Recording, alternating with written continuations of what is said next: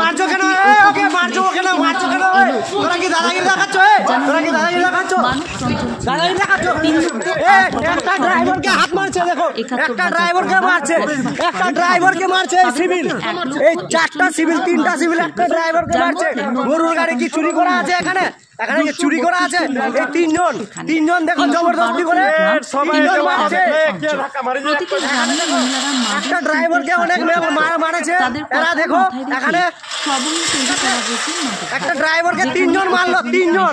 এই গাড়িটা কি গাড়ির কাগজ ফেলাছে? কি গাড়ির কাগজ ফেলাছে? এই গাড়িটা দেখে নাও, তিনটা সিভিলে মেরেছে। একটা ড্রাইভারকে মেরেছে, আমাকে মেরেছে। এবার কথা দেখাচ্ছি। 25 লক্ষ টাকা এসেছে বলে বুধবার খড়গপুরে জানালেন রাজ্যের মন্ত্রী মানস রঞ্জন ভূঁইয়া। এই মাদুরহাটে থাকবে গোডাউন, কোনো কারণে বিক্রি না হওয়া মাদুর শিল্পীরা স্টোর করে রাখতে পারবেন সেই গোডাউনে, এমনটাই জানালেন মন্ত্রী।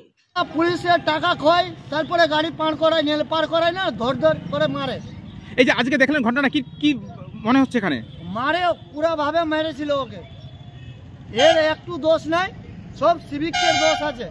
ওরা কি টাকা দাবি করছে? হ্যাঁ, টাকা দাবি করবে, সবারই গাড়ি, সব গাড়ির কাছে দাবি করছে। হ্যাঁ, সব গাড়ি। কত করে দাবি করছে? দারুও পার করে ওরা, এই সিভিকরা? হ্যাঁ, সিভিকরাই। মানে টাকা দিলেই সব পার হয়ে যাবে? হ্যাঁ। আর কত করে দাবি করছে তারা টাকা? 500 করে গাড়ি পিছু লাই রাত্রেবেলা।